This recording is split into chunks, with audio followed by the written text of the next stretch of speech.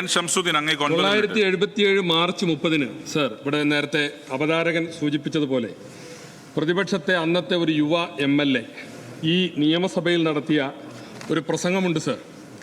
തനിക്ക് അടിയന്തരാവസ്ഥക്കാലത്ത് പോലീസിൽ നിന്ന് ഏൽക്കേണ്ടി വന്ന പീഡനങ്ങളെ സംബന്ധിച്ച്, അദ്ദേഹത്തിന് ഏൽക്കേണ്ടി വന്ന മർദ്ദനങ്ങളെക്കുറിച്ചെല്ലാം പറഞ്ഞുകൊണ്ട് അദ്ദേഹം നടത്തിയ പ്രസംഗത്തിൻ്റെ കോപ്പിയാണ് സർ എൻ്റെ കയ്യിലുള്ളത്.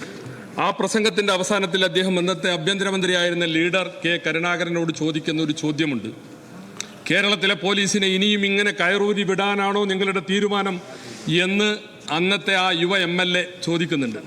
ആ യുവ MLA ഇന്ന് നമ്മുടെ ആഭ്യന്തരമന്ത്രിയുടെ കസേരയിൽ, മുഖ്യമന്ത്രിയുടെ കസേരയിൽ ഇരിക്കുമ്പോൾ 48 വർഷത്തിന് ശേഷം ഇവിടെ നിന്ന് ഒരു പ്രതിപക്ഷ MLA അദ്ദേഹത്തോട് ചോദിക്കുകയാണ്, കേരളത്തിലെ പോലീസിനെ ഈ വിധം കയറൂരി വിടാനാണോ അങ്ങയുടെ ഭാവം എന്ന് ചോദിക്കാൻ ഞങ്ങൾ ആഗ്രഹിക്കാൻ സർ. കാരണം ഇവിടെ എനിക്ക് മുമ്പ് സംസാരിച്ചവർ ഒക്കെ പറഞ്ഞ വളരെ പൈശാചികമായ ക്രൂരമായ ലോക്കപ്പ് മർദ്ദനങ്ങൾ, പോലീസിന്റെ അതിക്രമങ്ങൾ, ഇതൊക്കെ പറയുമ്പോൾ അപ്പുറത്തുള്ള ആളുകൾ സംഗതി വളരെ ഖേദമുണ്ട് സർ, സങ്കടമുണ്ട് സർ.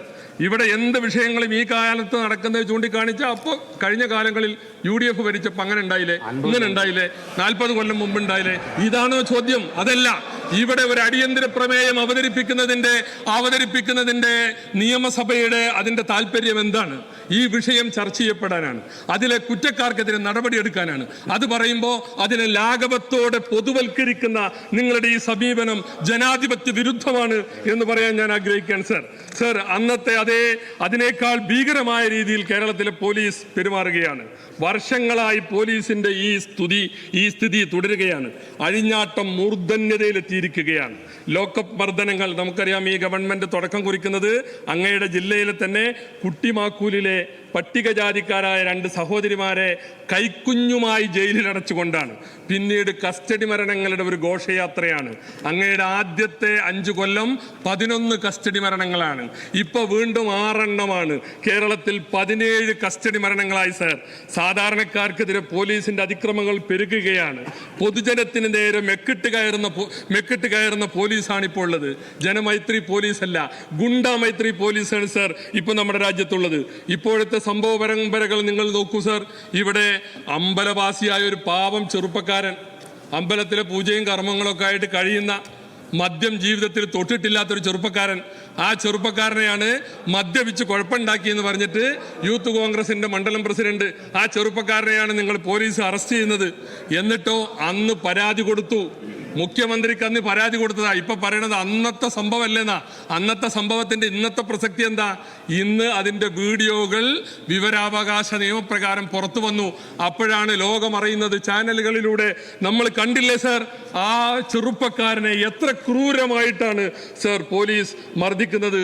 അപ്പൊ നമ്മൾ മുഖ്യമന്ത്രി അന്നും പറയും, നിങ്ങൾ ഇങ്ങനെ ഈ ഒറ്റപ്പെട്ട സംഭവങ്ങളൊക്കെ പറഞ്ഞിട്ട് പോലീസിന്റെ മനോവീര്യം കളയരുത്. പോലീസ് സർ, ഞാൻ ഇപ്പോഴും ബഹുമാനപ്പെട്ട മുഖ്യമന്ത്രിയോട് പറയുന്നു, പോലീസിന്റെ മനോവീര്യത്തെക്കാൾ പ്രധാനമാണ് സർ ഈ നാട്ടിലെ സാധാരണക്കാരന്റെ അന്തസ്സും അഭിമാനവും. ആ അന്തസ്സും അഭിമാനവും ചവിട്ടി മതിക്കുന്ന പോലീസിന് അങ്ങ് നൽകുന്ന ഊർജമാണ് ഈ മനോവീര്യത്തിന്റെ വർത്തമാനം. എപ്പോൾ നോക്കിയാലും പറയും, നിങ്ങൾ ഈ ഒറ്റപ്പെട്ട സംഭവങ്ങൾ വന്ന് പറഞ്ഞിട്ട് പോലീസിന്റെ മനോവീര്യം കളയരുത് എന്ന്. ഇന്നലെ LDF യോഗത്തിൽ 40 മിനിറ്റ് നേരം ബഹുമാനപ്പെട്ട മുഖ്യമന്ത്രി പ്രസംഗിച്ചതാണ് അത്ര ഒറ്റപ്പെട്ട സംഭവങ്ങളാണെന്ന്. ഒരുപാട് ഒറ്റപ്പെട്ട സംഭവങ്ങൾ ചേർന്നാലാണ് ഒരുപാട് വലിയ സംഭവങ്ങളായിട്ട് മാറുക. എല്ലാം ഒറ്റപ്പെട്ട സംഭവങ്ങളാണ് സർ. സർ, ഇങ്ങനെ ന്യായീകരിക്കരുത് സർ. അത് കഴിഞ്ഞ് നമ്മളെ നെട്ടിക്കുന്ന മറ്റൊരു വാർത്ത കണ്ടു. പീച്ചിയിലെ ഹോട്ടൽ മാനേജർ പരാതി കൊടുക്കാൻ പോയതാ. ഒരു ജെന്റിൽമാൻ, എത്ര പാവപ്പെട്ടൊരു മനുഷ്യൻ, ഒരു ജെന്റിൽമാൻ, അയാളെ മുഖത്തടിക്കുന്നത് നമ്മൾ കണ്ടില്ല സർ. പോലീസ് പച്ചക്കായലുടെ മുഖത്തടിക്കുകയാണ്, പരസ്യമായിട്ട് കൈക്കൂലി ചോദിക്കുകയാണ് സർ. ഇതാ നമ്മുടെ നാട്ടിൽ വരുന്ന പത്രങ്ങൾ, ആ പത്രങ്ങളിൽ ഒക്കെ കാണുന്ന ചിത്രം ഇതാ പോലീസ് ആ മനുഷ്യന്, ഹോട്ടൽ മാനേജറെ മുഖത്തടിക്കുന്നു. 2 പോലീസ് സ്റ്റേഷനിൽ ഇപ്പൊ എന്താ പണി? 5 ലക്ഷം ഉറുപ്പ്യ വാങ്ങിയിട്ട് വീതം വെക്കാണ്. ഇതാ ചിത്രം വരുന്നത്. 5 ലക്ഷം രൂപ വീതം വെക്കുന്ന ചിത്രമാണ് സാർ നമുക്കിവിടെ കാണാൻ കഴിയുന്നത്. അങ്ങനെ ആ മാനേജറെ, അയാളെ തെരഞ്ഞു വന്ന ഉടമയുടെ മകനെ ഒക്കെ ക്രൂരമായി മർദ്ദിക്കുന്ന ചിത്രം. കോഴിക്കോട് മുസ്ലിം ലീഗിന്റെ ഒരു പ്രാദേശിക നേതാവ് മാമുക്കോയെ മെഡിക്കൽ കോളേജ് പോലീസ് ഇതാ വലിച്ചിഴിച്ചു കൊണ്ടുപോകുന്ന ചിത്രമാണ് സാർ ഇവിടെ ഞങ്ങൾക്ക് കാണാൻ സാധിക്കുന്നത്. ആലപ്പുഴയിൽ ഒരു DYSP ഉണ്ട്. ഈ ജാതി പോലീസുകാരാണ് നിങ്ങളെ കൂട്ടുകാർ. എന്താ പേര്? മധു ബാബു. ഒരു സൈനികനെ ഈ രാജ്യത്തിന് കാവൽ നിൽക്കുന്ന ഒരു സൈനികനെ ക്രൂരമായി മർദ്ദിച്ചത് നമ്മളിപ്പോൾ ഈ അടുത്ത് കണ്ടു. ഒരു കുടുംബ കേസുമായി ബന്ധപ്പെട്ട് ഒരു അഭിഭാഷകനെ വിളിച്ച് ക്രൂരമായി ആക്രമിച്ചത് ഈ ഡിവൈഎസ്പിയുടെ ഒരു ഹോബിയാണ്. ഈ ഡിവൈഎസ്പി അടക്കമുള്ള നിങ്ങളുടെ പോലീസുകാരൊക്കെ ഇപ്പം നല്ല ENT സ്പെഷ്യലിസ്റ്റുകളാണ്. നല്ല ചെവി കണ്ട് അവർ കയറി അടിക്കും. എല്ലാവരും ENT സ്പെഷ്യലിസ്റ്റുകളാണ്. മുമ്പൊരു സിനിമയിലുണ്ട്, അവിടെ സിനിമയുടെ കഥ പറഞ്ഞ മാതിരി മുമ്പൊരു സിനിമയിൽ മാന്യമായി തുണി എടുത്തത് കണ്ടാൽ ദിലീപ് അത് വലിച്ചൂരി ഓടുന്ന ഒരു ഇതുണ്ട്. അപ്പോൾ ദിലീപിൻ്റെ മുമ്പിൽ തുണി എടുത്ത് പോകാൻ ആളുകൾക്കൊരു പ്രയാസമാണ് അതിൽ ആ കഥാപാത്രത്തിൽ എന്നതുപോലെയാണ്. ചെവിയുമായി പോലീസ് സ്റ്റേഷനിൽ പോകാൻ പറ്റാത്ത സ്ഥിതിയാണ്. ചെവി അടിച്ചു പൊട്ടിക്കുന്ന ENT സ്പെഷ്യലിസ്റ്റുകളാണ്. ഈ സംഭവങ്ങളിലൊക്കെ നമുക്ക് അത് കാണാൻ കഴിയും സാർ. വടക്കാഞ്ചേരിയിലെ പോലീസ് KSUക്കാരെ കൊണ്ടുപോയത് എമ്മാതിരി കൊണ്ടുപോല. അജ്മൽ അമീർ കസബിനെ വലിയ ഭീകരവാദികളൊക്കെ കൊണ്ടുപോകണമാതിരി മുഖം മുഴുവനും കറുത്ത മുഖം മൂടിയിട്ടിട്ടാണ് സാർ കൊണ്ടുപോയത്. SFIക്കാർക്ക് തലോടലും KSUക്കാർ ഈ വിധമാണ് നിങ്ങൾ ചെയ്യുന്നത്. എന്തിന്? യൂത്ത് കോൺഗ്രസിന്റെ ജില്ലാ പ്രസിഡന്റ് നേമം സജീറിനെ എത്ര ക്രൂരമായിട്ടാണ് SI സമ്പത്ത് എന്ന് പറയുന്ന ആൾ മർദ്ദിച്ചത്. പരാതി തന്നില്ലേ? നിങ്ങൾ വല്ല നടപടിയും സ്വീകരിച്ചോ? 7 വർഷത്തിന് ശേഷമാണ് കേസെടുത്തത്.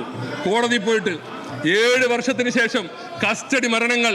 വരാപ്പുഴയിലെ വിനായകൻ എന്ന് പറയുന്ന ദളിത് യുവാവ് പോലീസ് മർദ്ദനത്തിൽ കൊല്ലപ്പെട്ടു. ഞങ്ങൾ തന്നെ ഇവിടെ അവതരിപ്പിച്ച അടിയന്തര പ്രമേയമുണ്ട്. താനൂരിലെ താമിർ ജിഫ്രി എത്ര പൈശാചികമായിട്ട് മലദ്വാരത്തിൽ പോലും ലാത്തി കയറ്റിയ പോലീസാണ് അങ്ങയുടെ പോലീസ്. വളരെ ക്രൂരമായി. അന്ന് ഞങ്ങൾ ഇവിടെ ആവശ്യപ്പെട്ടു കൊലക്കുറ്റത്തിന് കേസെടുക്കണമെന്ന്. നിങ്ങൾ പറഞ്ഞു പറ്റൂലാന്ന്. പക്ഷേ ഇപ്പൊ CBI വന്നില്ലേ? കൊലക്കുറ്റത്തിന് കേസെടുത്തില്ലേ? നിങ്ങൾ സംരക്ഷിക്കാൻ നിന്ന് മലപ്പുറം SP സുജിത്ത് ദാസ് കേസിൽ പ്രതിയായില്ലേ? ഇതൊക്കെ അന്ന് ഞങ്ങൾ അസംബ്ലിയിൽ പറഞ്ഞതാണ്. അപ്പൊ അപ്പോഴും നിങ്ങൾ പറയും പോലീസിന്റെ വീര്യക്കെടുത്തരുത്, ഇവരൊക്കെ നല്ല പോലീസാണെന്ന്. ആ പോലീസും നിങ്ങളും തമ്മിലുള്ള ഒരു രാഷ്ട്രീയമായ അവിശുദ്ധ ബന്ധമുണ്ട്. അത് തന്നെയാണ് ഇതിനൊക്കെ നിങ്ങൾ പലതിനും പോലീസിന് ഉപയോഗിക്കുന്നുണ്ട്. സ്വപ്ന സുരേഷ് വെളിപ്പെടുത്താൻ പോകാന്ന് പറഞ്ഞപ്പോൾ മധ്യസ്ഥം പറയാൻ പോയത് ആരാ? കേരളത്തിലെ ഉന്നതനായ ഒരു പോലീസാണ്. അപ്പോൾ പോലീസിനെ കൊണ്ട് നിങ്ങൾ ഈ ജാതി പണിയെടുപ്പിക്കുമ്പോൾ പോലീസ് കാണിക്കുന്ന തോന്നിയാസങ്ങൾക്ക് അംഗീകരിക്കേണ്ടി വരും. അത് കഴിഞ്ഞിട്ട് പിന്നെ നമ്മൾ കണ്ടു ADGP അജിത് കുമാറിന്റെ ഇടപെടലുകൾ. RSSന്റെ നേതാവ് ദത്താത്രേയ ഹൊസ്ബിളയുമായി സംസാരിച്ചത്, റാം മാധവുമായി സംസാരിച്ചത്, പൂരം കലക്കിയത്.